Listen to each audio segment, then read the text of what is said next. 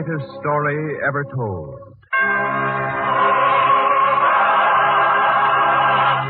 Presented by the United States Armed Forces Radio Service.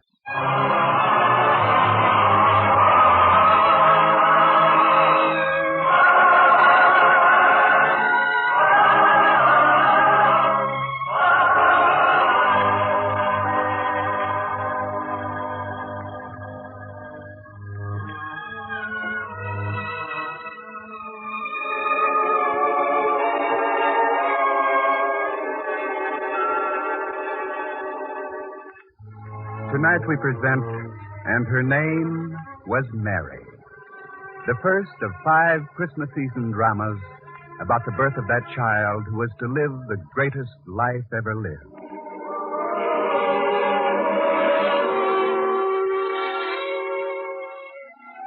Galilee, north of Jerusalem by some 50 miles.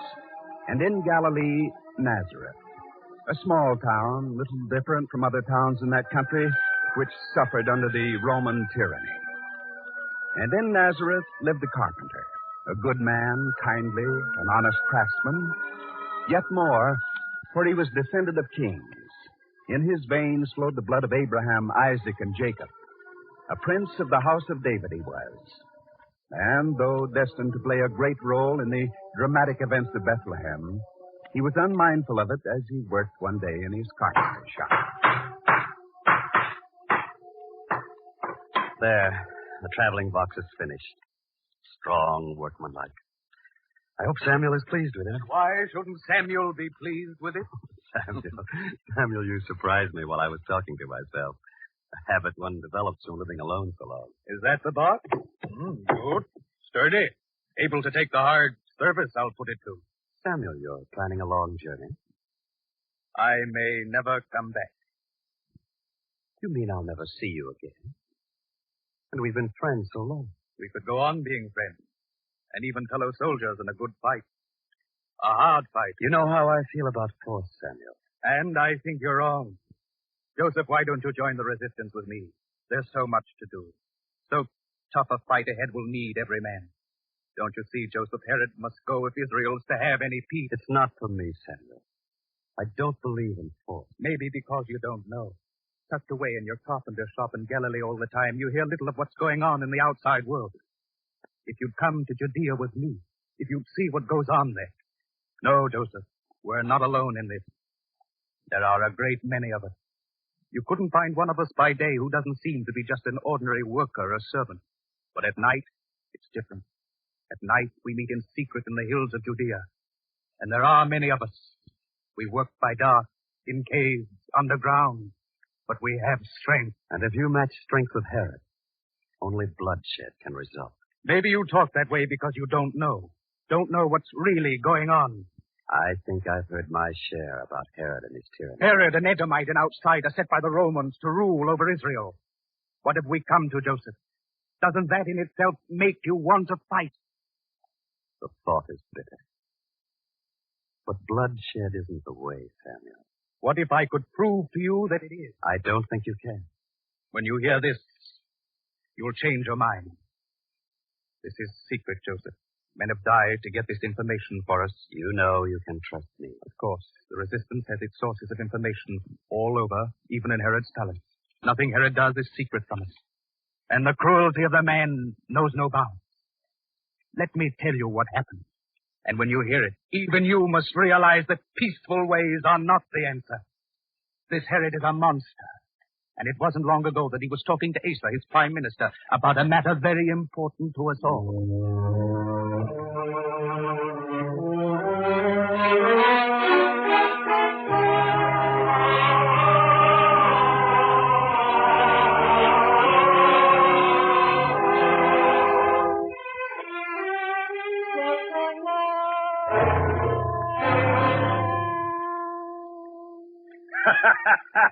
They complained, Asa, did they? Yes, Majesty. Herod, this time we may be coming too close to rebellion. Don't whisper it to me as though it were a secret. Well, I'm sorry, Majesty. I only thought... I do the thinking, Asa. The people groan about the taxes. We must do something. Isn't that right, Asa? If you would, it would make my job easier. Then we'll do it. We'll raise the taxes. Raise them, but I told you... Very simple, Asa. If people think the taxes are too high now, we'll show them they can be even higher. We'll break them. That's what we'll do. Break them. Majesty, I must ask you to clear the court. I have something important to say. No one else must hear. What? Please, Majesty, not before the others, for your sake. The way you cringe, Asa. All right. I'll clear the court. Clear the court. Everyone. Everyone leave. Now, Asa, we're alone. What's the secret? Word from Rome? No, Herod. Well, what is it? Herod, you know there are those among the Israelites who fight us. And that's your secret? No, of course not, Majesty, but joining them are others who are not Jews. Some of your own people are with them. And that's no secret either. Well, Herod, don't become enraged. Hear me out. Say nothing, do nothing before you hear all I have to say. stop trembling and speak up. One man has thrown his lot in with the Jews. He's an important man. A prince. I'm king. The prince would have to be my own son. You just said what I tried to tell you. Asa. Please, Majesty. Asa, are you telling me that my own son Aristobulus has put his lot in with the rebels? That's a lie. Would I suggest such a thing if I didn't have proof? What proof? We captured a rebel. We questioned him. How much of that can a man endure? He talked. He told us. Yes, and he's popular with the people. Maybe because they know. You miserable, conniving wretch. You're lying to me. Majesty, please, would I lie about such a thing and expect to live? I presume you have proof? More than enough. Asa, send my son to me.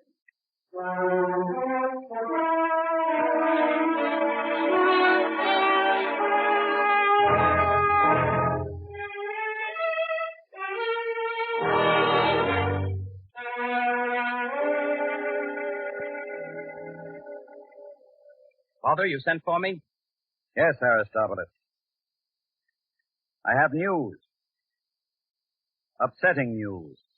Bad news has a way of coming to this palace. And what does that mean, son? The news you spoke of, what is it?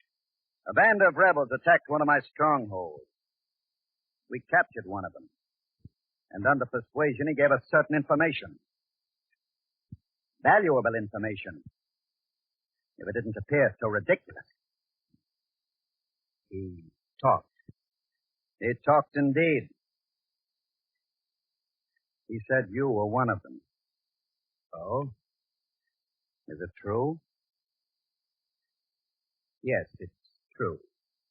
Treason against your king is bad enough. Treason against your father. Treason and tyranny have a way of going together, Father. I'll take no reproaches from you. You talk like the fool that you are. And I've permitted you to have your own way long enough. You've got to realize your responsibilities. You're heir to my throne. It may not be as much of a legacy as you think, Father. What does that mean? You're giving away something you don't have. Rome has lent you this kingdom, and Rome can take it away. I'll take care of Rome. And who'll take care of the people? For they can take your throne away, too. I refuse to listen to such talk any longer. A truth is a truth, whether men listen to it or not. Now you listen to me. Rome is powerful. Rome rules the world. No one dares stand against them. I'm trying to keep you from making some foolish mistake that might cost you your life. And what good is my life if I can't risk it for a cause in which I believe? You call that a cause? To protect the Jews against Rome? Are they your people? Why take risks for them? Any people is my people. And its troubles are mine. Aristobulus, I order you to discontinue your treacherous actions. Look, son, you can travel, visit foreign lands, even Rome itself. Do anything you please, but stay out of trouble. The life of royal exile doesn't appeal to me. I must go on doing what I've been doing. Even though it means your death or mine. I command you to be quiet. You may have quiet by crying out commands to your servants, but you can't command the people to be quiet. And when your conscience cries out, command that to be quiet, too. Conscience. You are a boy, aren't you? And you, Father, are a poor, miserable shadow of a man. You shouldn't have said that. Now, get out! And think over what I've said!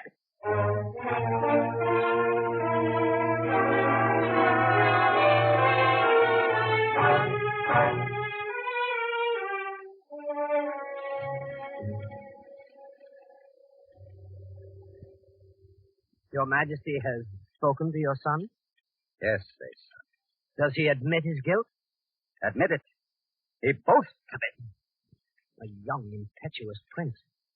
He could cause trouble. A great deal of trouble. I know. And the way gossip travels these days in Israel, it might become known. You mean that Herod is weak? He refuses to punish his own son. It could be said. It could be said. It will be said. In Rome, too, perhaps? You're very clever, Asa. You know my every thought. And you know the Romans, Majesty. They'd be the first to say that Herod is a weakling.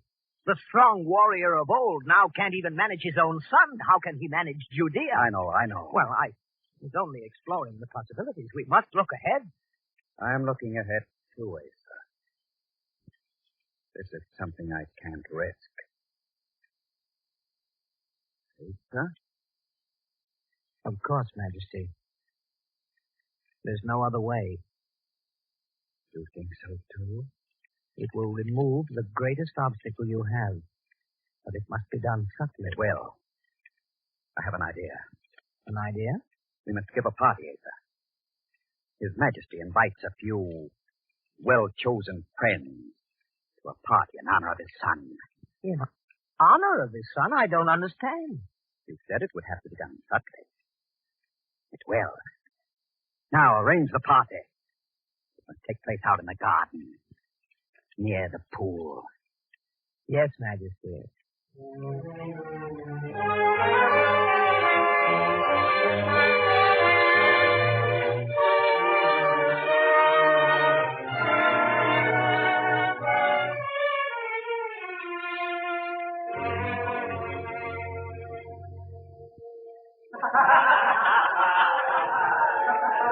And all this, my son, is to show you that I don't harbor any grudges against you. You mean... I mean that your father is not the tyrant you think he is.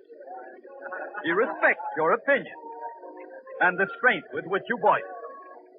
Although back in his mind, the old warrior feels he's stronger than you are. They say you're still one of the strongest of men. They say I am. And if you don't believe that, let me show you. Stand up, son. But why? I'll show you how strong I am. Some hand wrestling. Please, Father, at a party? I feel I've been challenged. I can't refuse. My friends, a little sport to begin the evening. My son has challenged me to the hand wrestle, and I have accepted. Now then, clear a space. Come on, son, out here. Take your stand. Father, please, you're too old. Too old? That's exactly what I'm going to prove I'm not. Hold out your hand. Come now. All right, Father. Now we clasp hands and start. The prince is strong. Look, the prince is budging. And he recovered nicely, didn't he? Look there, the king is giving way.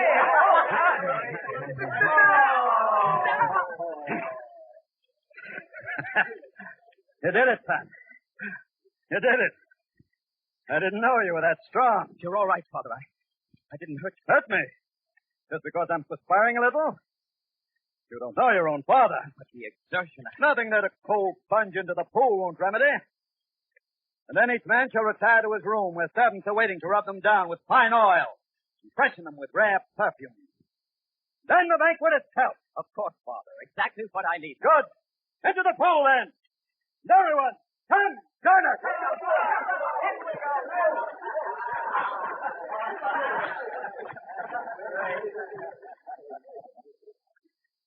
sir. Yes, Majesty. The room is ready. I've appointed the man myself. A big man with large, muscular hands. My son's no weakling. The man I picked will do the job. Once Aristobulus goes into that room, once he lies down on the couch, he's as good as dead. Everything is ready, then. Come, Aristobulus. Time to be anointed and perfumed. Come. Shall I lead him into the room? Yes. And the strangler had better do his job well.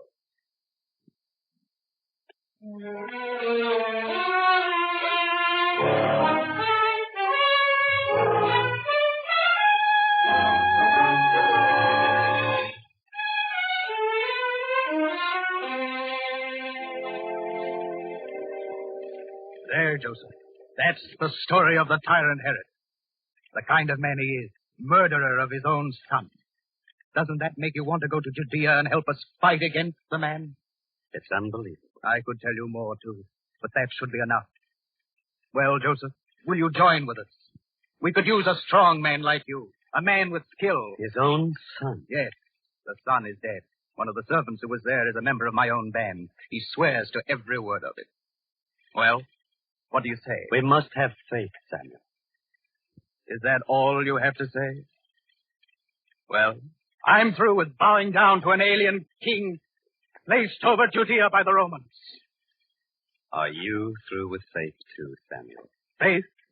Yes, I'm through with faith. Can faith shield you from the tyrant's sword? Tell that to the dead of Israel whom the Romans have killed.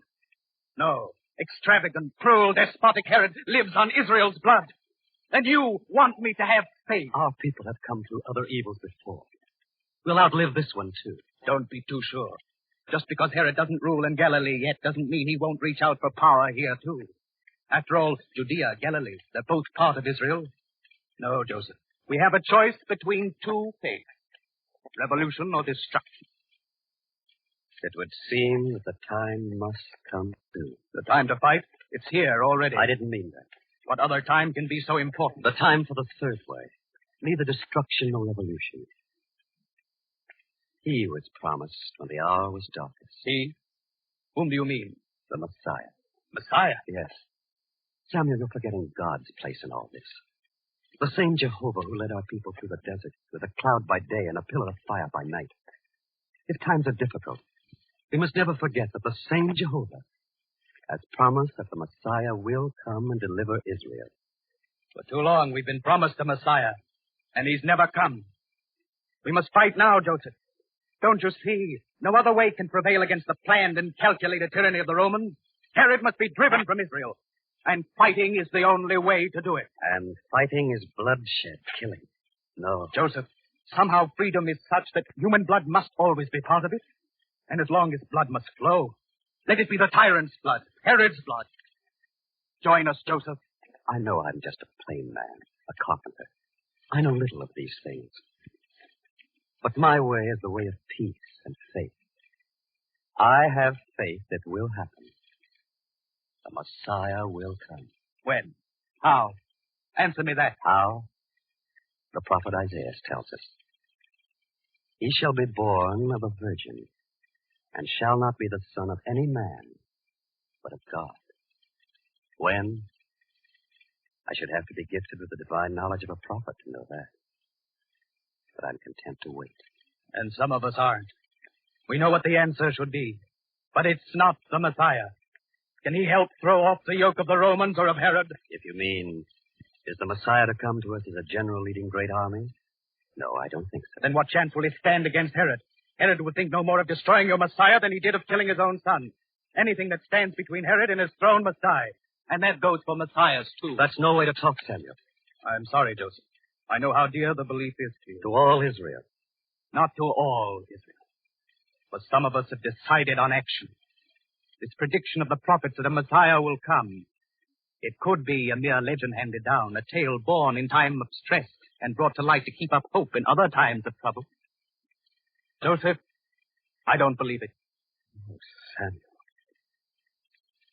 I didn't want to hear that.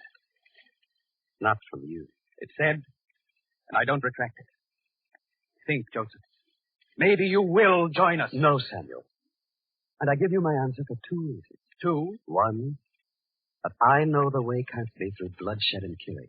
And the other? Somehow, my future is here in Nazareth. You love the place so much? It's not the place. It's a strange sense connected in some way with a maiden. A maiden? You, Joseph? After all these years, you're not so young anymore? You may laugh when I tell you. Why should I laugh? If it's important to you, Joseph, I'd like to hear it. Who has a better right? Who's a closer friend to you? No one. Since we were boys together and played games in the hills of Galilee, you've been the only one I could talk to about the feelings that go on inside me. Now, there's this maiden. And I haven't been able to talk to anyone else about her. Joseph, you've fallen in love. I don't know if anything like this has ever happened before. Every man feels the same when he falls in love for the first time. You must understand. She's so very different. This maiden is unlike any I've ever seen before. It's a man's privilege to suppose that when he falls in love. It must be more than that. But what makes you think there's no other like her? I've never seen one. And you've never been to Jerusalem either. There are thousands of women there, fair and dark, tall and short, with different kinds of beauty. Surely among them there must be one who can compare with this maiden you speak of? No, Samuel, no. There is no other like her. That's the talk of a lovesick boy. Not a grown man like yourself. Now you're laughing at me, Samuel. Forgive me, Joseph. But it's impossible for me to believe that any one maiden could be so different from all others. This one is. When she walks, it's like the walk of angels, so light and graceful. And when she smiles, the sun seems dark by comparison. And her eyes, there's deep understanding there and compassion. And a soul so great, all else seems small. For you to feel that way, Joseph, that is unusual. But tell me, how does she feel about you? I don't know. You never talk to her about the way you feel? I've never talked to her at all. And yet you know all this about her? Does that strike you strange? That's impossible. How can you know anyone so well without having had a word pass between you? You can see it. At least I can see it. It's all within her. Surely, Joseph. Now you must be joking. No, Samuel. I've never heard of any such thing. Never expected you would talk that way. Would you like to see for yourself? Indeed, I would. Well, you can. It's almost time now for her to take her daily walk down to the well to fetch water. Come. We'll stand in the doorway of my shop, and you can see her as I've seen her every day now. I've seen many women, but none who ever lived could be as fair or good as you say this one is. Come. Joseph, I don't know. Wait. Look, here she comes now.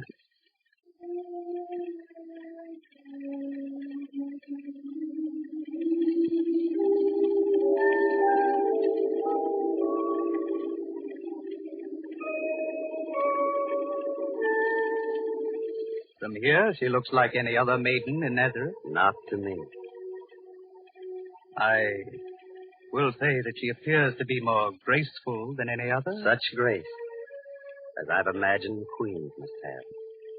Yes. And her face. Her face. Joseph, she is truly beautiful. Most beautiful. Quiet. She passes now.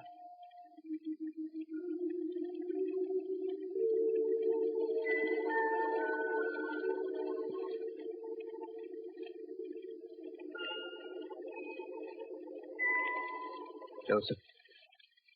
Joseph, there is something about her. Feeling I can't describe. It's not her graceful walk, or her lovely face, or even her eyes, which have such depth and feeling. Joseph, I don't know what it is, but there's something about that maiden that I shall never forget. And that's the way I feel. And the feeling has grown greater with every day. Now I understand, Joseph. I'm sorry for what I said before. Joseph, tell me, don't you even know her name? Her name? Her name is Mary.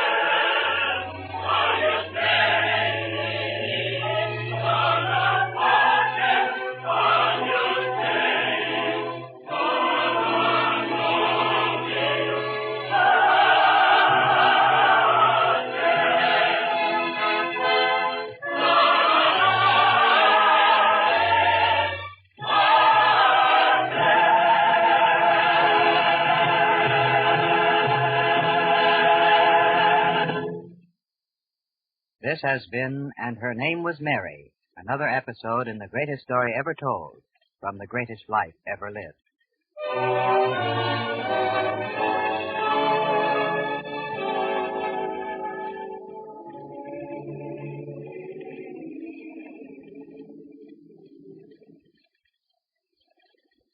This program was the first in a special series of 5 to be presented this week through the United States Armed Forces Radio Service, the voice of information and education.